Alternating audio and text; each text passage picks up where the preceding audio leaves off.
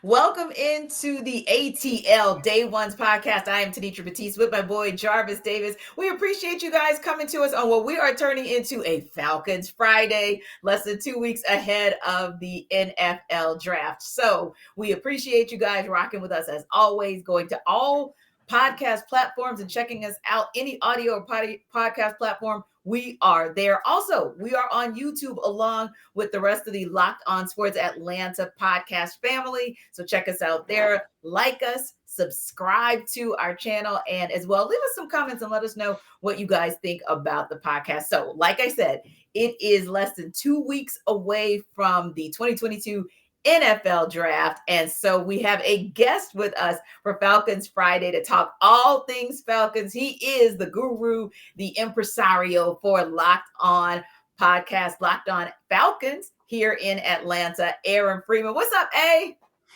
Hey, I'm doing great. I'm going to steal guru and impresario from you because now that you said it's true.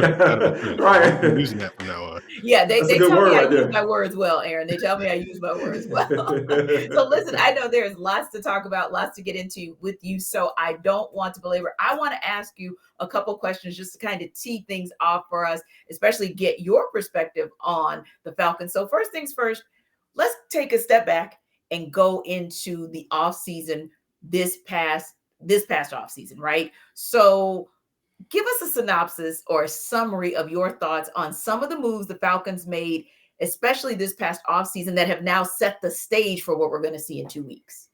Yeah, it's been a very interesting offseason for the Falcons. A little bit more active than I thought they would be. Thought it would be kind of similar to last year, a little bit low key, sort of add some sort of cheap veteran players in free agency and then try to build through the draft. They have done that, but in the midst of trading their franchise quarterback and the pursuit of Deshaun Watson, which were things that going into the offseason we did not necessarily expect the Falcons to do. And I think that's kind of changed the dynamic of this offseason, and particularly going into the draft, where clearly the Falcons going after Deshaun Watson shows you that they're not necessarily content with their quarterback situation. And certainly now that they've had to move on from Matt Ryan, indicates that there may be big moves on the horizon going into this draft. But outside of that, going into free agency, you knew they weren't going to necessarily make major splashes in free agency given their salary cap situation, but they've made some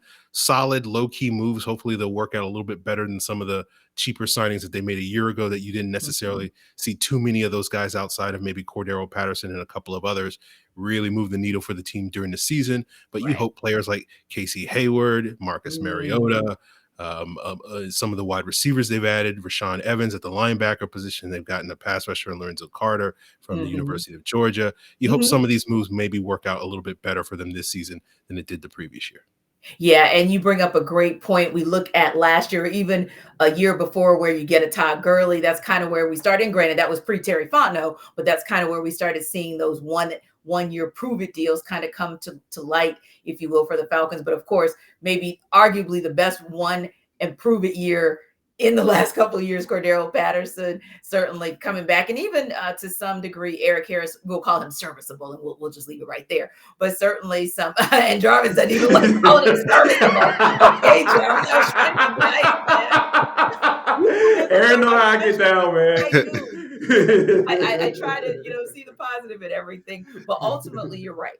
Everything from what happened with Matt Ryan, what didn't happen with Deshaun Watson, and many of the moves that they've made on defense, the Falcons have set the stage for what we're going to see in 2 weeks. So look, I'm just going to ask you the question, get it out of the way, and then we'll get cracking on the rest of this conversation. Number eight, with the number 8 pick in the 2022 NFL draft, the Atlanta Falcons select Aaron. Give us your thoughts.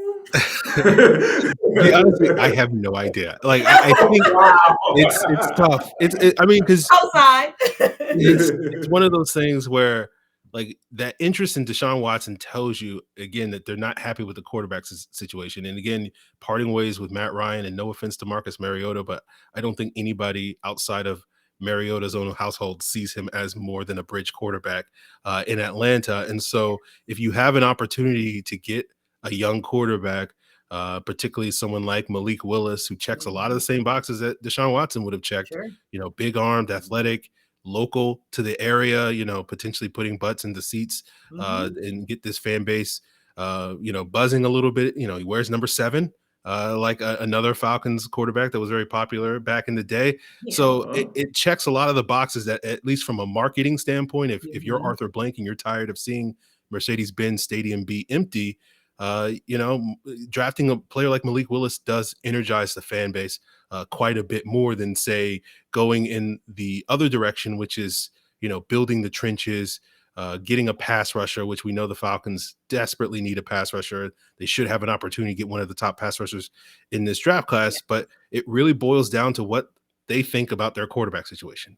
And next to year's your draft point, class, a lot of people think it's going to be a much stronger draft class. So the idea that the Falcons have put out prior to, this last month when they did all their shenanigans with the quarterback pursuit was that they wanted to build up the roster and then go get the quarterback. So if that's still the plan, and it didn't look like the plan for those 3 days where they were going after Deshaun Watson, if that's still the plan, then maybe you go and get a pass rusher and you wait and see where you're at next year and try to get a quarterback in a stronger draft class. But at the same time, you do wonder with this regime, how long can they wait to get their guy? And so there's pressure for them to get their guy sooner rather than later. And that may lead to them getting someone like Malik Willis at the top of the draft.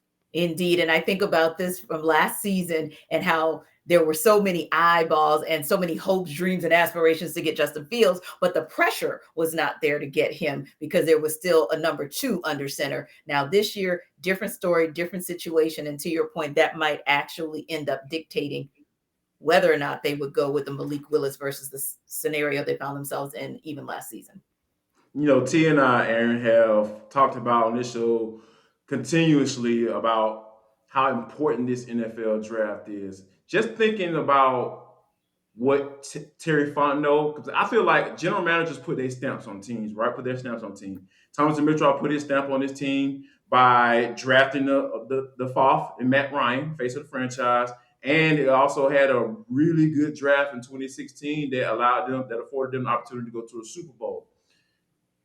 With that being said, how important do you think this draft is for Terry Fontenot so he can possibly maybe put his stamp on this franchise as the general manager for this team? I think it's critical. I think he has to nail this draft. You go back to what Thomas Dimitrov did his first year, his first pick, obviously being Matt Ryan. One of the big free agent signings they made before the draft was Michael Turner, wound up being one of the best free agent signings in Falcons history. But the rest of that draft, they went out and got Sam Baker in round 1. He was a bookend left tackle for 5 years. They went out and got Curtis Lofton, who was the sort of middle linebacker, the leader of their defense for 4 years. They got Harry Douglas, who was very productive, number 3 wide receiver for them for several years. Thomas Aku wound up making a Pro Bowl in the secondary. So you saw this foundation laid in that 08 draft that sort of established their success for the future. And no offense to the 2021 draft, outside of Kyle Pitts, you didn't really see that. You haven't seen that necessarily in free agency. And so if there's going to be a draft that you're going to sit here and say, hey, they got 4 solid starters that are going to be the foundation of this team for the next 4 to 5 years, you feel like this draft is a golden opportunity for them to do that. They have 5 picks in the top 100. Those are the premium picks. Those were the best players. Most people look at this draft and say it's not really great at the top of the draft where the Falcons are picking at 8, but it's really deep. So in rounds 2, in rounds 3, potentially in round 4, you can get really good value and get really good players. So I think it's real critical that they absolutely nail this draft. And we're walking away talking from this draft, come Friday, Saturday in 2 weeks, saying the Falcons absolutely laid the foundation for the next 5 years by getting, 4 or 5 really good starters for their roster. Yeah. And as far as, so we're talking about stamps on teams, like how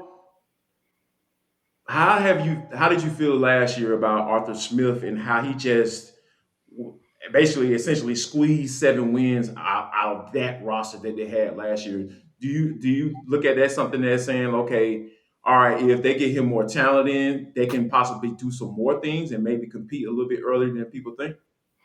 Yeah, I think, last year we went into that season, or at least I went into that season thinking that they had put a lot on Arthur Smith's plate to sort of elevate they had some good players scattered throughout the roster, but you wouldn't have looked at that roster and said, oh, this is one of the top rosters in the league. So if that team was going to be in playoff contention, it was going to be because the coaching staff was able to maximize the talent.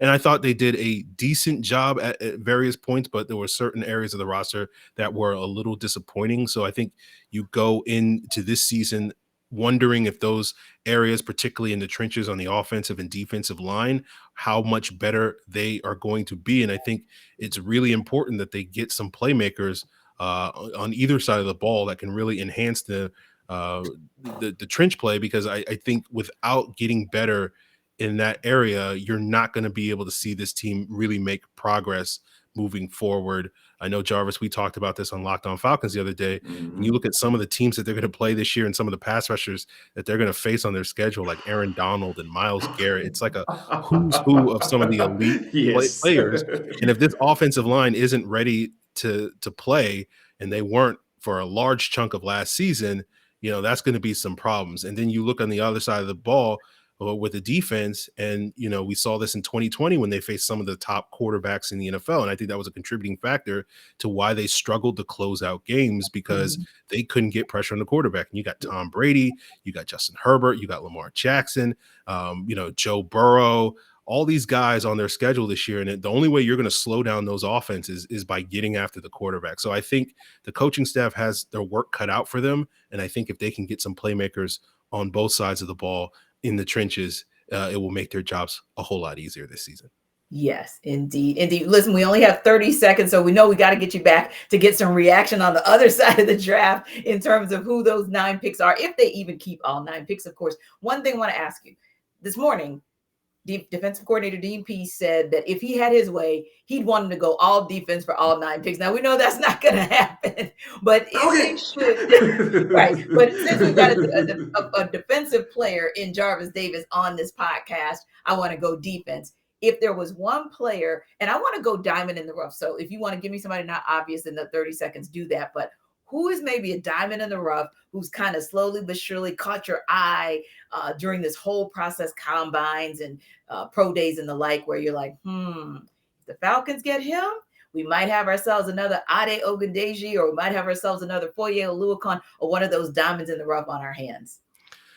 Yeah, I mean, I don't want to go with the obvious, like first round sort of talents, but someone that I'm intrigued by potentially maybe in the middle rounds is someone like a Perry and Winfrey from the defensive tackle from Oklahoma, or Fedarian Mathis, the defensive tackle from Alabama. I think both of those guys offer a lot of versatility that could, give someone like Grady Jarrett a lot of help on the interior, add some size, add some physicality, but also be able to produce on 3 downs. So those are 2 guys, particularly on day 2 of the draft, that I have my eyes on, that I'm kind of hoping that the Falcons can land. We shall see. And we will all have our eyes pierced on Vegas on Thursday, April 28th, and on Flowery Branch to see exactly where the Falcons go. So, Aaron, we appreciate you stopping by. Obviously, Jarvis and I want you to come back in a couple of weeks so we can break this whole thing down. We might actually need 2 segments to talk about how the Falcons did in the draft. And even, Aaron, talk a little bit about the reaction, our reaction on what their competitors have to do here in the NFC South, because it's going to be very intriguing in this division as well. Again, thank you guys for joining us, hanging out with us. Check out Aaron Freeman on Locked On Falcons. He's always got some good stuff churning over there. And we will be back on the other side to tell you what we got churning. And for the culture, we're going to be celebrating an icon, giving somebody a pass because they celebrated an icon. And we're going to tell you about some interesting ways that we're going to identify college football players maybe next fall. Come back on the other side. We'll talk for the culture.